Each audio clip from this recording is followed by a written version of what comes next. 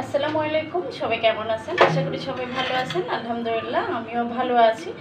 তো দেখতেই পাচ্ছেন এখানে কিছু মাংস দেখা যাচ্ছে। এখানে কিন্তু 3 কেজি মাংস নিয়ে নিছি আমি। কোরবানি অলরেডি চলে গেছে, কিন্তু আমি কোরবানি মাংসটা কিভাবে অনেক বেশি মজাদার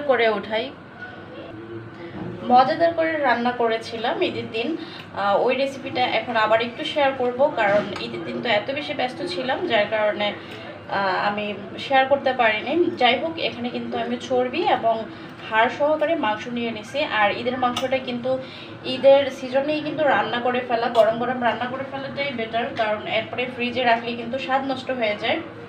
সেই ক্ষেত্রে কিন্তু মাংসটা যত তাড়াতাড়ি রান্না করে খেয়ে ফেলা যায় ততই কিন্তু স্বাদ পাওয়া যায়। তো এই মাংসটাকে কিভাবে স্বাদ করে রান্না করা যায় সেই রেসিপিটাই আপনাদের সাথে একটু শেয়ার করতেছি। প্রথমে আমি এখানে দিয়ে দিলাম 2 কাপ পরিমাণ পেঁয়াজ কুচি দিয়ে দিলাম। আমার এখানে যেহেতু মাংস 3 কেজি পরিমাণ, সেজন্য আমি বড় একটা হাঁড়ি নিয়ে নিছি। আপনারা সবসময় মনে রাখবেন, বেশি মাংস কিন্তু একটু বড় খোলামেলা পাতিলে বসানোটাই উত্তম। এতে করে নাড়াচাড়া করতে কিন্তু অনেক ভালো হয়, সুযোগ হয়, সুবিধাটা ভালো পাওয়া যায়। আমি এখানে 2 টেবিল চামচ পরিমাণ রসুন বাটা দিয়ে দিছি। আমি আরেকটু রসুন বাটা দিব, কারণ হলো মাংস যেহেতু বেশি সেই জন্য মশলাটাও একটু বেশি লাগবে। আমি আদা বাটা দিয়ে দিব ঠিক একই পরিমাণে আদা বাটা দিয়ে দিছি। আর হলো জিরা বাটাটা দিয়ে দিব আমি হলো 2 টেবিল চামচ থেকে একটু বেশি। কারণ মাংসের সাথে মশলাটা যদি পরিপূর্ণ না হয় তাহলে মাংসের কিন্তু টেস্ট আসে না। যাই হোক, সেই অনুযায়ী আমি দিয়ে দিলাম। আমি সব মশলাই ঠিক আমার মনের মতো করে দিয়ে দিচ্ছি। কারণ হলো মশলা যদি কম বেশি হয় তাহলে বেশি হলে যতটা বাজে লাগে খেতে, ঠিক কম হলেও ততটাই বাজে লাগে। আমি লবণ দিয়ে দিলাম এখানে স্বাদ অনুযায়ী। লবণ লাগলে আমি পরে আবার দিতে পারবো, এতে করে কোনো প্রবলেম নাই। আমার মাংসটা কিন্তু আগে থেকেই হলুদ দেখা যাচ্ছে। এটার কারণ হলো কোরবানি ঈদের দিনে কেউ চালের গুঁড়া দিয়ে মাংস কাটে, কেউ হলুদ দিয়ে মাংস কাটে। আমাদের মাংসটা কিন্তু যারা কাটছে তারা হলুদ দিয়ে মাংসটা কাটছে, সেজন্য কিন্তু একটু হলুদ হলুদ ভাব আছে। যাই হোক, আমি 2 টেবিল চামচ মরিচ পাউডার দিয়ে দিচ্ছি এখানে। মরিচ পাউডারটা একটু বেশি দিব, আর 2 টেবিল চামচ থেকে একটু বেশি দিব, কারণ মাংসটা একটু ঝাল ঝাল হলে কিন্তু খেতে বেশ ভালো লাগে। যে মশলাগুলো দিচ্ছি এগুলো কিন্তু একেবারে নর্মাল, আমরা অ্যাজ ইউজুয়াল যেভাবে রান্না করি ঠিক ওইগুলাই দিচ্ছি। কিন্তু আমি এরপরে যে মশলাটা ব্যবহার করব সেটা আপনাদের সাথে শেয়ার করব, যেটা দিলে আপনাদের মাংসের স্বাদটা কিন্তু দ্বিগুণ থেকে বেড়ে যাবে। তো যাই হোক, এইভাবেই দিচ্ছি। আর আমি এখানে দিয়ে দিব হলো পেঁয়াজ বেরেস্তা।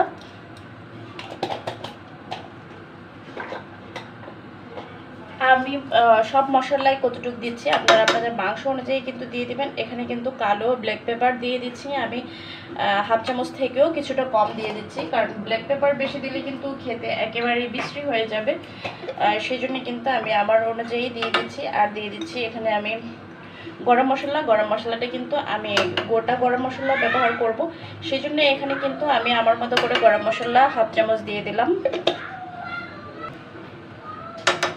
আমি এখানে দিয়ে দিচ্ছি স্বাদ বাড়ানোর জন্য ধনে পাউডার। আপনারা চাইলে এটা স্কিপ করতে পারেন, কিন্তু এটা দিলে আপনাদের খেতে দেখবেন যে একটা ধনিয়ার ফ্লেভার পাওয়া যায়। আর ধনিয়াটা কম বেশি কিন্তু সবাই খুব বেশি লাইক করে। আমি এখানে দিয়ে দিচ্ছি সামান্য জিরা পাউডার। আমি এখানে 1.5 কাপ পরিমাণ তেল দিয়ে দেবো, 1 কাপ থেকে বেশি দেবো, যেহেতু মাংস এখানে 3 কেজি সেই জন্যে। তো কার ঈদ কেমন কাটলো অবশ্যই আমাকে কমেন্ট করে জানাবেন। আমার ঈদটা মোটামুটি ভালোই কাটছে, কিন্তু আমি ঈদের কোনো ভিডিও শেয়ার করতে পারিনি, ঈদের কোনো ভিডিও আমি করতে পারিনি। হালকা পাতলা টুকিটাকি একটু করছিলাম, যাই হোক হয়তো প্রবলেমের জন্য সেটা শেয়ার করতে পারিনি। তো কার ঈদ কেমন কাটলো সেটা অবশ্যই আমাকে জানাবেন।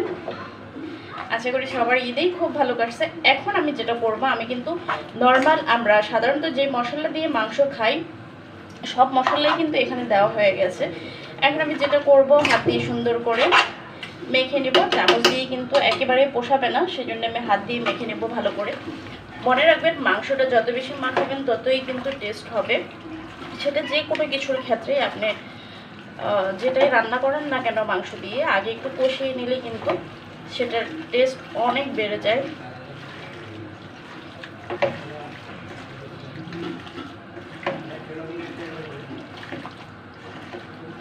কোরবানির মাংস কিন্তু এমনি নর্মালি কিন্তু খুব মজা হয়, আর যদি রান্নাটা একটু গুছিয়ে রান্না করা যায় তাহলে তো আর বলার অপেক্ষাই থাকে না যে কতটা স্বাদ হয়। এবার যেহেতু আমি নর্মাল সব মশলা দিয়ে আমি মাংসটাকে মাখাই ফেলছি, এবার আমি আপনাদের সাথে যেটা শেয়ার করব সেটা হলো কিছু সিক্রেট মশলা, যেটা দিলেই মাংসটা অনেক বেশি টেস্টি হয়। আমি এখানে কিছু মশলার উপকরণ দেখাচ্ছি।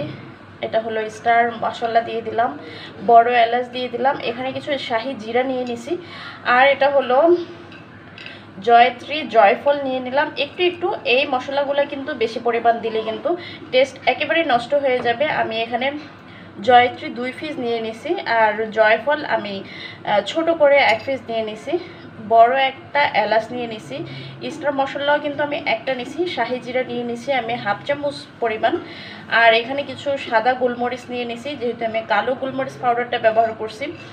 এখানে 2-3 পিস আমি দারচিনি নিয়ে নিছি, 3টা এলাচ নিয়ে নিছি, 4-5টা আমি লং নিয়ে নিছি, 2টা তেজপাতা নিয়ে নিছি। এটা হলো সিক্রেট একটা মশলা। এই মশলাটা কিন্তু আপনারা মাংস মাখানোর সময় দিয়ে দিবেন, এতে করে কিন্তু মাংসের যে একটা ফ্লেভার থাকে ওইটা অসাধারণ একটা ফ্লেভার হয়। আমি দিয়ে দিছি কিন্তু সব মশলা এখানে। এবার আবার ভালো করে আমি এটা মাখাবো এই মশলার মধ্যে। আমার মনে হচ্ছে আমার আরও কিছু তেল লাগবে, এখানে তেলটার পরিমাণটা আমার কম মনে হয়েছে। যাই হোক, আমি মাংসটা একটু বেশি রান্না করে ফেলতেছি, যদিও বাসায় আমরা মানুষ কম, তারপরেও রান্না করে ফেলতেছি, কারণ কোরবানির মাংসটা কিন্তু রান্না করে রেখে দিলে এটা খেতে খুব বেশি ভালো লাগে। এমনি মাংসটা ফ্রিজে রেখে দিলে দেখা যায় যেটা চর্বি হয়ে যায় অনেক বেশি, ফ্রিজে অনেক দিন থাকলে। সেই জন্য আমি একটু মাংসটা রান্না করে ফ্রিজে আমি রেখে দেব, সেই জন্য একসাথেই আর কি রান্না করে ফেলতেছি একটু বেশি করে। এখন আমি এটা ম্যারিনেশন না করে, অপেক্ষা না করে আমি এখন এটা চুলাতে বসিয়ে দিব, কারণ কোরবানির মাংসটা একেবারে সতেজ এবং তাজা মাংস। এটাতে মশলা আপনি ঠিক যেভাবে দিবেন সেভাবেই কিন্তু মশলাটা অনেক বেশি ঢুকবে এটাতে। তো যাই হোক, আমি চুলা অন করে দিলাম, আমি চুলা অন করে দিছি। মাংসটা অলরেডি কিন্তু বলক আসা শুরু করছে একটু একটু করে। আমি ঢাকনা দিয়ে দিলাম, এটা ঢাকনা দিয়ে আমি রান্না করতে থাকি। 10 মিনিট পরে ফিরে এসে পরিস্থিতিটা দেখাবো মাংসের। ওয়াও, এই যে আমার মাংস আমি 10-15 মিনিট পরে এসে ঢাকনাটা সরাইলাম। মাশাআল্লাহ, তেলটা সম্পূর্ণ উপরে চলে আসছে, এই যে দেখা যাচ্ছে, আপনারা দেখেই বুঝতে পারতেছেন যে মাংসের কালারটাই কিন্তু অন্যরকম হয়ে গেছে। চুলাটা কিন্তু একদম মাঝারি আছে রেখে দিছি, জোরে দেওয়া যাবে না, ফুল দেওয়া গেলে দেখা যাবে মাংস দাগ লেগে যাবে নিচে দিয়ে, এটা দাগ লাগানো যাবে না, তাহলে স্বাদ নষ্ট হয়ে যাবে। আর মাংসের কিন্তু খুবই চমৎকার একটা ফ্লেভার বের হয়েছে। আমি যে স্পেশাল মশলাগুলো দিছি সেগুলোর কিন্তু একটা সুগন্ধ বের হয়েছে। আমি এভাবে রান্না করতে থাকবো। এটাতে আমি কয়েকটা আলু ব্যবহার করব, আপনারা চাইলে স্কিপ করতে পারেন। কোরবানির মাংস দিয়ে কিন্তু আলু ব্যবহার করা যায় না, এটা ছোটোবেলা থেকেই দেখে আসছি। আম্মা প্রতি ঈদেই তিন পাতিল তো মিনিমাম আম্মা বড় বড় পাতিলে রান্না করে ফেলে। আমরা একা কোরবানি করি, ওই সুবাদে আম্মা 3 পাতিল মাংস সবসময় রান্না করে ফেলে, কিন্তু কোনো পাতিলেই আলু দেয় না। তো আমি তো এখন কোরবানির পরে রান্না করতেছি, জাস্ট রেসিপিটা দেখাচ্ছিলাম। আমি ওই হিসেবে আমি এখানে আলু ইউজ করব। আপনারা চাইলে আলুটা না দিয়ে রান্না করে ফ্রিজে অনেক দিন রেখে খেতে পারবেন এই মাংসটা। ফ্রিজে কাঁচা মাংসটা রাখলে কিন্তু স্বাদ নষ্ট হয়ে যায়। আমি আজকে এটা ফ্রোজেন করব এই মাংসটা, এই জন্য আমি একসাথে বেশি করে রান্না করে ফেলছি। আপনারা চাইলে এভাবে রান্না করে কিন্তু ফ্রোজেন করে রাখতে পারেন, 15 দিন 1 মাস অনায়াসে খেতে পারবেন, কিন্তু যখন ইচ্ছা হবে তখন নামিয়ে খেতে পারবেন। আমি কিন্তু মাংসটা কষানোর মধ্যেই সিদ্ধ করে ফেলার চেষ্টা করতেছি, এতে করে কিন্তু খেতে খুব মজা লাগে। মাংসের গায়ে মশলাটা ভালো করে ঢুকে, যে এত এত তেল উঠছে মাংসের গায়ে। আমার মাংসের মধ্যে কিন্তু চর্বি হাড্ডি সব কিছু মিক্স করেই আমি নিছি। আমি এতে অল্প কয়টা আলু দিয়ে দিচ্ছি, যেহেতু আলুটা ফ্রোজেন করা যাবে না। মাংসের সাথে আলু কিন্তু ফ্রিজে রাখাটা উচিত না, রাখলে কিন্তু একেবারেই মজা লাগে না, কেমন জানি হয়ে যায়, ব্যবসা টাইপের হয়ে যায়, খেতে একেবারেই স্বাদ লাগে না। এটা কিন্তু আমি রেখে দিব আমরা আজকে খাওয়ার জন্য, প্লাস কালকে খাওয়ার জন্য আলুটা রেখে দিব। বাকি মাংসটা কিন্তু ফ্রোজেন করব। আপনারা কিন্তু এভাবে রান্না করে ফ্রোজেন করে অনেক দিন ধরে খেতে পারেন। জাস্ট স্পেশাল মশলাগুলো দিয়ে কিন্তু রেখে দিলে অনেক দিন ধরে কিন্তু মাংসের ফ্লেভারটা খুব ভালো থাকে ফ্রিজে। তো যাই হোক, আমার রেসিপিটা কিন্তু আজকে শেয়ার করার মূল কারণই এটা, যে আপনারা মাংসটা ফ্রোজেন করে রান্না করে কাঁচা মাংস রাখার থেকে ফ্রোজেন করে রান্না মাংসটা রেখে অনেক দিন খেতে পারবেন, সেটা মূলত শেয়ার করা আর কি। যাই হোক, আবার ফিরে আসবো। আলুটা কিছুক্ষণ সিদ্ধ হওয়ার পরে আমি এখানে সামান্য পরিমাণ ঝোল দিয়ে দিব, তারপর আমি আপনাদের সাথে আবার শেয়ার করব।